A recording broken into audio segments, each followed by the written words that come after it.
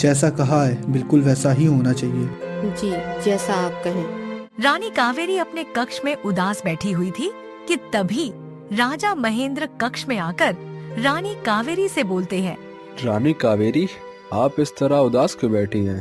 महाराज, अब आप दूसरी शादी कर लीजिए। अरे, आप ऐसा क्यों बोल रही हैं? महाराज, मेरी वजह से आपको आपके परिवार का वंशज नहीं मिल पा रहा है और शायद मुझ में ही कोई खोट है। ऐसी बात नहीं है कावेरी। नहीं महाराज, ऐसी ही बात है। आप अब मेरी चिंता छोड़िए और दूसरी शादी कर लीजिए। रानी कावेरी की बात सुनकर राजा वहाँ से चले जाते हैं। राजा महल के दरबार में बैठे बैठे रानी की बात पर विचार कर रहे थे। तभी वहाँ पर राजगुरु आते हैं और उनसे कहते हैं। क्या हुआ महाराज, आप इतने परेशान क्यों लग रहे हैं? राजगुरु, आपको तो पता ही है कि मेरे विवाह को 10 वर्ष बीत चुके हैं, मगर हमें अभी तक कोई संतान प्राप्त नहीं हुई है। तो इस विषय पर कावेरी ने कहा है कि हमें दूसरा विवाह कर लेना चाहिए। अब आप ही बताइए, हम क्या करें? महाराज, मुझे लगता है कि रानी जी सही कह रही हैं। आपको अब दूसरा विवाह कर लेना चाहिए, नहीं तो आपके वंश का क्या होगा। हाँ राजगुरु, आपकी यह बात भी सही है। वैसे महाराज, आज तो आपको शिकार पर जाना था। अरे हाँ, चिंता के कारण हमें शिकार का तो ख्याल ही नहीं रहा। सैनिकों, हमारे शिकार पर जाने का प्रबंध करो। राजा महेंद्र 2 सैनिकों के साथ शिकार के लिए निकल पड़े। राजा महेंद्र सुबह से लेकर शाम तक शिकार के लिए भटकते रहे, मगर उन्हें कोई भी शिकार नहीं मिला। राजा महेंद्र अपने घोड़े से उतरकर एक तालाब के किनारे बैठ गए। तभी एक सैनिक राजा महेंद्र से बोला। महाराज, शाम होने वाली है, मुझे लगता है कि हमें वापस चलना चाहिए। तुम तो जानते हो सैनिक कि आज तक हम कभी भी खाली हाथ महल नहीं गए हैं। जंगल में होने के बावजूद अगर मैं किसी जानवर का शिकार नहीं कर पाया तो मेरे राजा होने का क्या फायदा? आपकी बात सही है महाराज, लेकिन आपने शायद ध्यान नहीं दिया। हम सब जंगल के काफी अंदर निकल आए हैं और थोड़ी ही देर बाद रात हो जाएगी। सैनिक की बात सुनकर राजा महेंद्र बोला। बात तो तुम सही कह रहे हो, परंतु एक बात और है जिस पर तुम दोनों ने ध्यान नहीं दिया। कौन सी बात महाराज? हम सुबह से जंगल में घूम रहे हैं, परंतु हमें एक भी जानवर नहीं दिखा। ऐसा आज से पहले तो कभी नहीं हुआ है। फिर राजा सैनिक से जानवर के बारे में पूछता है। क्या तुम्हें आसपास किसी जानवर का अड्डा पता है? हाँ महाराज, यहाँ थोड़ा आगे ही एक शेर का गुफा है, शायद हमें वहाँ शेर मिल जाए। चलो अच्छा, आगे चलते हैं। राजा महेंद्र और उसके सैनिक कुछ दूर चलते हैं और थोड़ी ही देर बाद उन्हें वह गुफा मिल जाती है। ये देखिए महाराज, लगता है यही वह शेर की गुफा है। हमें भी ऐसा ही लगता है। सैनिक, जाओ देख कर आओ कि अंदर कोई जानवर है या नहीं। सैनिक गुफा के पास जाता है और राजा से बताता है।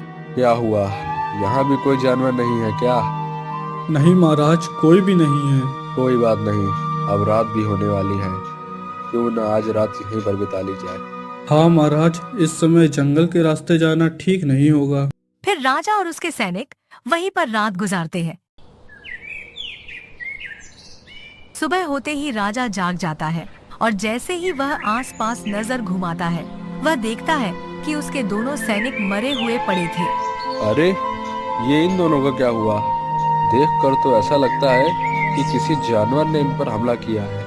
तभी राजा महेंद्र गुफा के बाहर आकर देखता है तो वहाँ पर एक पेड़ के नीचे बेहद सुंदर कन्या बैठी हुई राजा को ही घूर रही थी। राजा महेंद्र उस सुंदर कन्या के करीब जाकर बोला। सुनो कन्या, कौन हो तुम और इस जंगल में क्या कर रही हो? मेरा नाम नंदिनी है, मैं जंगल में ही रहती हूँ। जंगल में रहती हो? तुम्हारे माता पिता कहाँ हैं? वह सब छोड़ो, वह तो अच्छा है कि मैं यहाँ पर समय से आ गई, नहीं तो भेड़िया तुम्हें मार ही डालता। कहना क्या चाहती हो तुम? पहले यहाँ से चलो, वह भेड़िया अभी यहीं आसपास होगा। हम दोनों की जान खतरे में है। नंदिनी राजा महेंद्र को वहाँ से घनी झाड़ियों से ले जाते हुए जंगल में बनी एक झोपड़ी के अंदर ले गई। राजा महेंद्र उस झोपड़ी को गौर से देखते हुए बोला। अजीब बात है, तुम इस जंगल में अकेली रहती हो, तुम्हें डर नहीं लगता क्या? कुछ समय पहले मेरे माता पिता भी मेरे साथ रहा करते थे, लेकिन वह दोनों कुछ समय पहले ही चल बसे। मैं इस जंगल में अकेली रहती हूँ। अब यह जंगल मेरा घर है। क्या तुम जानती हो कि हम कौन हैं? जिस तरह के वस्त्र तुम पहने हुए हो, उससे तुम कोई साधारण मनुष्य तो नहीं लगते। जरूर तुम किसी घराने के मालूम पड़ते हो। राजा महेंद्र मुस्कुराते हुए बोला, मैं रामगढ़ का राजा महेंद्र हूँ। यह जंगल मेरे ही राज्य के अधीन आता है। यह सुनकर नंदिनी पूरी तरह से डर गई और राजा महेंद्र से क्षमा मांगती हुई बोली, मुझे क्षमा कीजिए महाराज, मुझे नहीं पता था कि आप महाराज हैं। मैं पता नहीं अनजाने में आपसे क्या क्या बोल गई। तुम्हें मुझसे क्षमा मांगने की कोई आवश्यकता नहीं है। कृपा करके मुझे माफ कर देना महाराज। वैसे महाराज, आप जंगल में क्या करने के लिए आए थे? हम अपने सैनिकों के साथ जंगल में शिकार करने के लिए आए थे, मगर हमें कोई जानवर ही नहीं मिला। तो हम लोगों ने रात में उस गुफा में ठहरने का फैसला किया, और जब सुबह हम उठे तो हमारे सैनिक मरे हुए थे।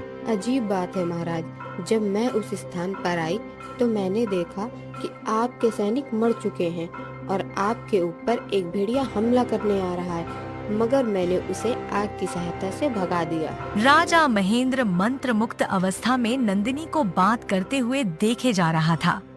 सच तो यह था कि वह पहली ही नजर में नंदिनी की सुंदरता पर मर मिटा था। अचानक राजा महेंद्र नंदिनी की ओर देखकर बोला, एक बात बताएं, हम शिकार से लौटने के बाद दूसरा विवाह करने वाले थे, लेकिन हमने तुम्हें देखकर यह फैसला किया है कि हम तुमसे ही विवाह करेंगे। क्या आपको मंजूर है? यह सुनकर नंदिनी शर्माती हुई बोली, मैं जंगल में अकेली रहती हूँ। एक राजा की पत्नी बनना सबसे बड़े सम्मान की बात होती है। इससे ज्यादा मुझे और क्या चाहिए? मैं तैयार हूँ। राजा महेंद्र नंदिनी को राजमहल ले आया। राजमहल में राजा महेंद्र के साथ सुंदर स्त्री को देखकर उसकी पत्नी कावेरी राजा से बोली, आप तो जंगल में शिकार करने 2 सैनिकों के साथ गए थे, वह कहाँ है? और यह सुंदर लड़की कौन है? फिर राजा महेंद्र अपनी पत्नी कावेरी को सारी घटना बताता है। और कावेरी, अगर यह सुंदर कन्या नहीं होती तो वह भेड़िया हमें भी मार डालता। और आपको पता है, हम इस सुंदर कन्या से विवाह भी करने वाले हैं। अच्छा, बहुत खूब। अगले दिन नंदिनी का विवाह राजा महेंद्र से धूमधाम से संपन्न हो गया। समय ऐसे ही बीतता रहा। एक रात राजा अपने कमरे में सोया हुआ था तो अचानक से राजा के पास एक काला धुआं सा आता है और फिर उसकी दूसरी पत्नी नंदिनी बहुत ही गुस्से में राजा के ऊपर चाकू से हमला करती है, परंतु राजा जाग जाता है और अपनी जान बचाकर कमरे से बाहर भाग जाता है। सुबह होते ही राजा यह सारी बातें राजगुरु को बताते हैं। अरे महाराज, हो सकता है कि रानी को नींद मचलने की बीमारी हो, इसीलिए उन्होंने अनजाने में ऐसा किया होगा। आप चिंतित मत होइए। अच्छा, मैं चलता हूँ, प्रजा में मुझे बहुत काम देखना है। फिर राजगुरु वहाँ से चले जाते हैं। फिर महल का एक नौकर राजा से बोलता है, क्षमा करना महाराज, पर मरने लागे से कि रानी के अंदर कोई भूत का वास है। अच्छा, तुम्हें कैसे पता? क्योंकि मैं काफी दिनों से महारानी को देख रहा हूँ, उनका बर्ताव मने को सही ना लगे। अच्छा, लगता है इसी वजह से रानी ने मुझ पर हमला किया था। महाराज, अगर आप कहें तो मैं एक बाबा को जानता हूँ जो ये भूत वगैरह भगाने में माहिर है। अच्छा, तो उन्हें अभी यहाँ पर बुलवाओ। मगर महाराज, एक दुविधा से। क्यों, क्या हुआ? वो हमेशा तपस्या में लीन रहने से। अगर कोई सच्चे मन से उन्हें बुलावे तभी वे आवे, वरना नहीं। अच्छा, तो ठीक है, हम खुद उनके पास जाएंगे। कहाँ मिलेंगे वो? महल से कुछ ही दूरी पर घने जंगल में एक बेहद प्राचीन पीपल का पेड़ है। वह हमेशा वहीं नीचे बैठकर तपस्या में लीन रहते हैं। राजा महेंद्र उसी समय पीपल के वृक्ष के पास चला गया। उसने देखा एक साधु आंखें बंद किए हुए बैठे थे। अचानक वह आंखें खोलकर राजा महेंद्र की ओर देखकर बोले, अच्छा हुआ राजन कि आज आप हमारे पास आ गए, वरना आज आपकी मृत्यु निश्चित थी। अच्छा महाराज, वो कैसे? पहले हमें अपने महल ले चलो। फिर राजा महेंद्र साधु महाराज को अपने साथ महल ले आया और बोला, साधु महाराज, हमें लगता है कि हमारी पत्नी के अंदर कोई भूत है। अपनी पत्नी को यहाँ बुलाइए। सैनिकों, जाकर रानी को लेकर आओ। फिर रानी को देखकर साधु कुछ मंत्र पढ़ने लगते हैं। ओम भगमी भागोदरी भस्मा से ओम भट स्वाहा। साधु के मंत्र पढ़ते ही रानी हिलने डुलने लगती है और डरावनी आवाजें निकालने लगती है। साधु महाराज, ये क्या हो रहा है रानी को? इनके अंदर एक बहुत ही खतरनाक पिशाच ने कब्जा किया है। यह तब तक नहीं जाएगा जब तक यह आपको जान से न मार डाले। तो साधु महाराज, इससे बचने का कोई उपाय तो होगा? हाँ, अगर इससे बचना है तो हमें अभी रानी की बलि देनी होगी, अन्यथा ये आपको मार डालेगी। ये बात सुनकर राजा सोच में पड़ जाता है और रानी को देखकर बोलता है, मुझे माफ कर देना रानी। सैनिकों, बलि देने की तैयारी करो। बलि देने की सारी तैयारी हो जाती है। राजा तलवार लेकर जा ही रहे होते हैं कि तभी रानी बोलती है, क्षमा कीजिए महाराज, क्षमा कीजिए। अरे, तुम्हें क्या हुआ? महाराज, मेरे अंदर कोई भूत नहीं है, बल्कि मुझे आपको मारने के लिए कहा गया था। साधु महाराज, क्या ये रानी सच बोल रही है? हाँ, मैं इसे देखते ही समझ गया था कि इसके अंदर कोई भूत नहीं है। मैंने इसकी सच्चाई निकलवाने के लिए यह नाटक किया। तुम्हारा इतना दुस्साहस कि तुमने हमें मारने की कोशिश करी। तुम्हें इसका आदेश किसने दिया था? जी, मुझे मेरे पिताजी यानी राजगुरु ने यह आदेश दिया था। क्या? राजगुरु की इतनी हिम्मत? सैनिकों, राजगुरु को अभी यहाँ पेश किया जाए। क्या हुआ महाराज, हमें अभी यहाँ पर क्यों बुलाया है? राजगुरु, अपने माता पिता के बाद आप ही एक ऐसे थे जिस पर हमें सबसे ज्यादा भरोसा था, और आपने हमारे भरोसे का गलत फायदा उठाया। महाराज, मैं कुछ समझा नहीं। सैनिकों, रानी को यहाँ लेकर आओ। जैसे ही रानी वहाँ पर आती है वैसे ही राजगुरु के पसीने छूटने लगते हैं। राजगुरु, क्या ये आपकी बेटी है? अरे महाराज, मैं वो... है या नहीं? जी महाराज, ये मेरी ही बेटी है। तो राजगुरु, आप अपना गुनाह खुद कबूल करेंगे या हमें अपने तरीके से करना पड़ेगा? नहीं महाराज, मैं सब बताता हूँ। मैंने ही इसे आदेश दिया था आपको मारने का। मगर क्यों? मैं आपकी संपत्ति लेना चाहता था, जो कि आपके जीते जी मुमकिन नहीं था। आपने संपत्ति के लालच में हमें मारने का विचार किया। आपको तो हम सीधा मृत्यु दंड देंगे। राजगुरु, क्या और भी कोई राज है जो आज तक आपने हमसे छुपा कर रखा है? जी महाराज, आपकी संतान न होने का कारण मैं ही हूँ। मैंने ही 9 वर्ष पहले रानी के दूध में दवा मिला दी थी, जिससे आपको अभी तक कोई संतान नहीं हुई। यह सुनकर राजा बहुत गुस्से में आ जाता है और कहता है, सैनिकों, राजगुरु को शीघ्र फांसी की सजा दी जाए और उनकी बेटी को कारावास में डाल दिया जाए। दोनों को सजा सुनाने के बाद साधु राजा से कहते हैं, राजन, अब आपके घर खुशियां आने वाली हैं। तथास्तु। यह कहकर साधु वहाँ से चले जाते हैं और ठीक 1 वर्ष बाद राजा को रानी कावेरी से अपनी पहली संतान प्राप्त हुई। गुफा के अंदर कुछ देर चलते चलते मोनी को बहुत सारा खजाना नजर आता है, जिसे देख मोनी की आंखें दंग रह जाती हैं। अरे ये क्या, इतना सारा खजाना! जैसे ही उस खजाने को छूती है वैसे ही वहाँ पर एक राक्षस प्रकट हो जाता है। आखिर तुम मेरी गुफा में आ ही गए। तुम जैसे लालची लोग ही यहाँ आते हैं। दोस्तों, ऐसे ही मजेदार और रोमांचक भरी कहानियाँ देखने के लिए हमारी वीडियो को लाइक करें, चैनल को सब्सक्राइब करें और बेल आइकन को प्रेस करना ना भूलें।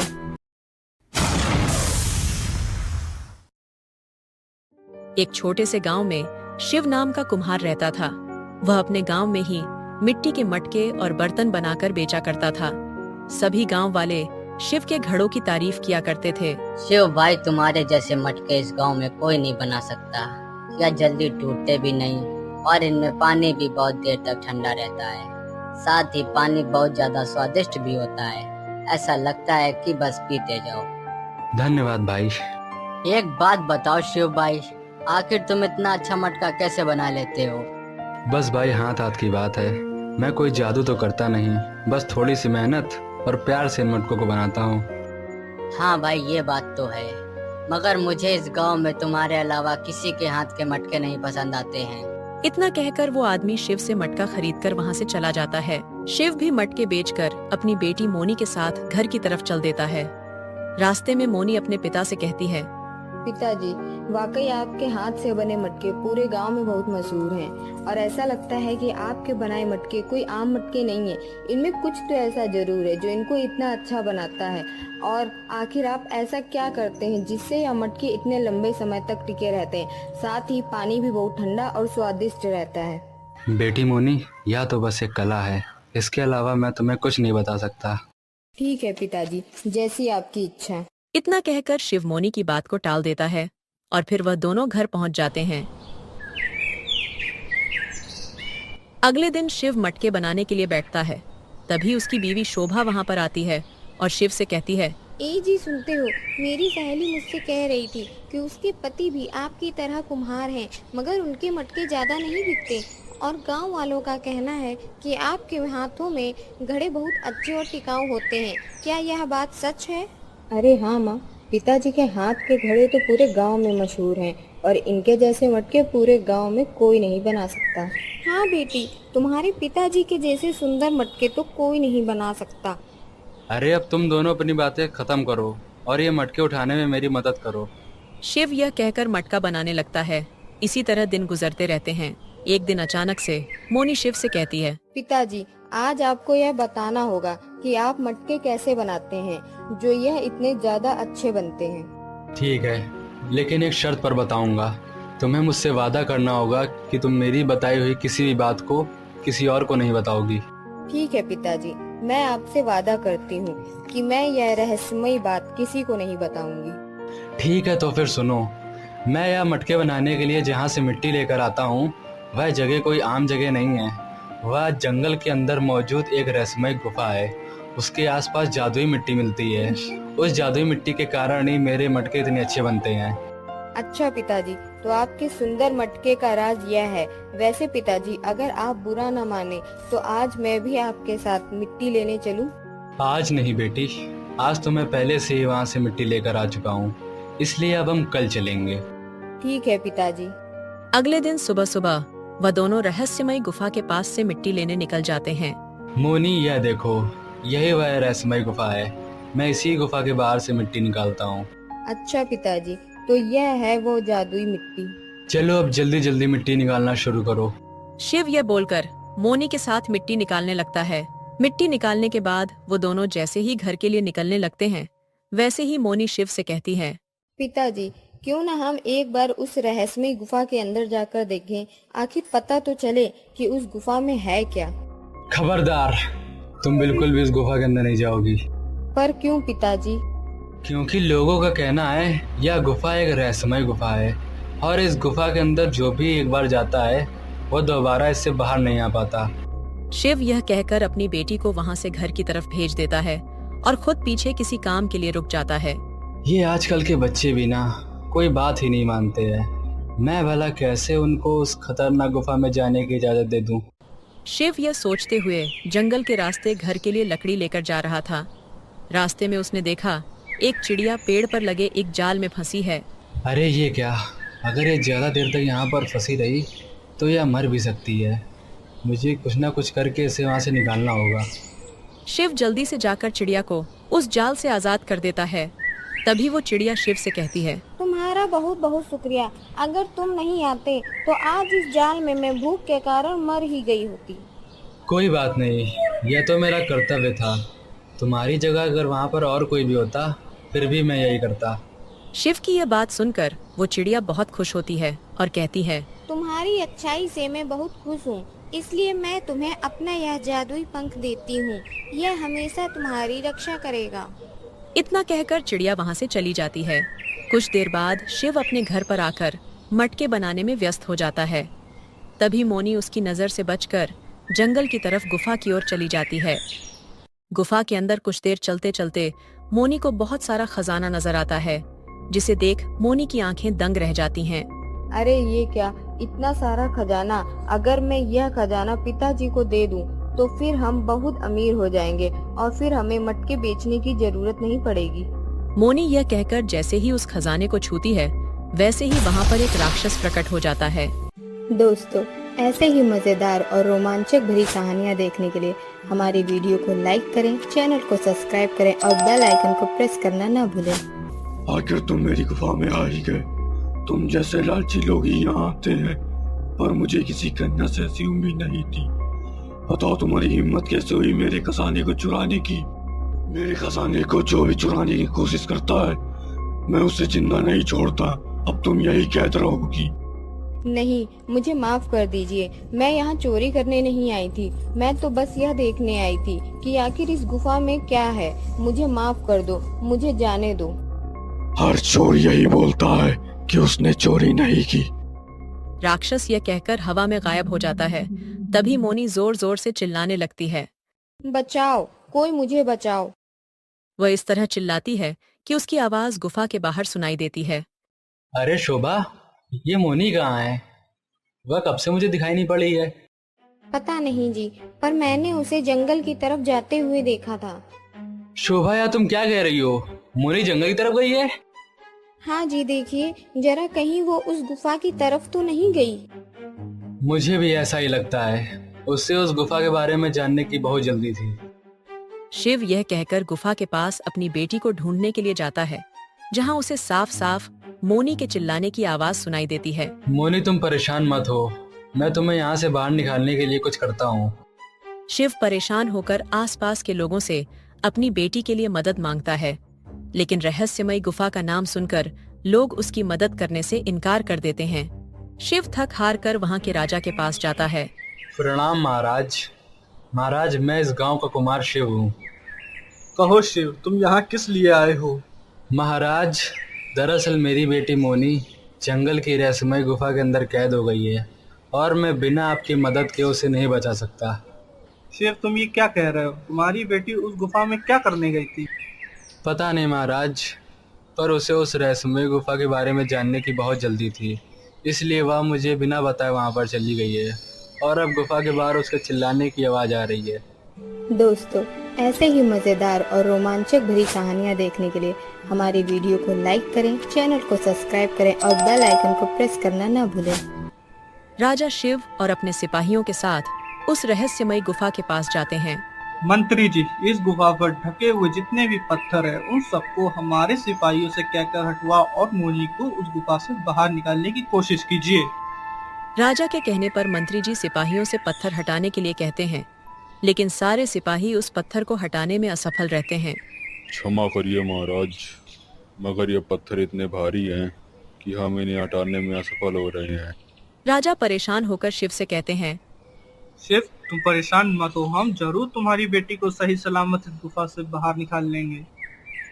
राजा शिव से यह कह ही रहे थे कि तभी वहाँ वही चिड़िया आ जाती है और राजा से कहती है।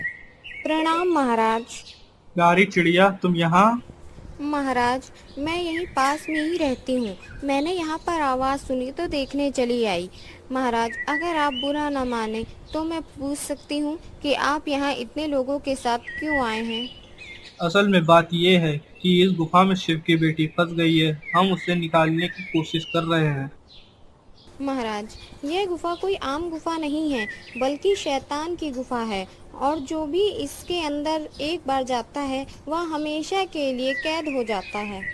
फिर हम ऐसा क्या करें जिससे शिव की बेटी सही सलामत बाहर निकल आए? राजा की बात सुनकर चिड़िया शिव की तरफ देखती है और कहती है। अरे, तुम तो वही हो जिसने मेरी जान बचाई थी। हाँ हाँ, मैं वही हूँ, पर आज मुझे तुम्हारी मदद की ज़रूरत है। शिव, तुम परेशान मत हो, मैं कोशिश करती हूँ तुम्हारी बेटी को सही सलामत गुफा से वापस निकाल लूं। चिड़िया यह कहकर अपनी आंखें बंद करती है और कुछ मंत्र पढ़ती है। तभी वहां के सारे पत्थर अपने आप रास्ते से हट जाते हैं।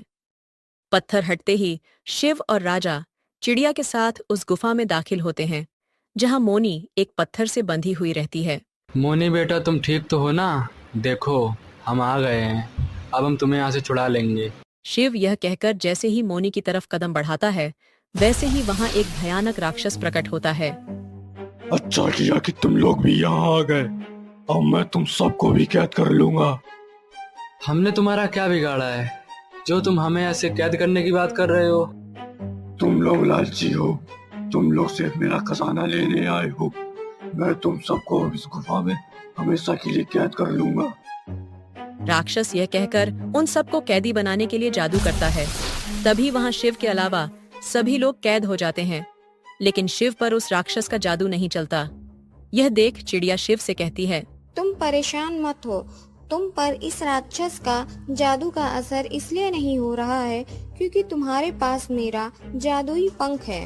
चिड़िया यह कहकर एक परी के रूप में बदल जाती है, लेकिन वो भी राक्षस की कैद में आ जाती है।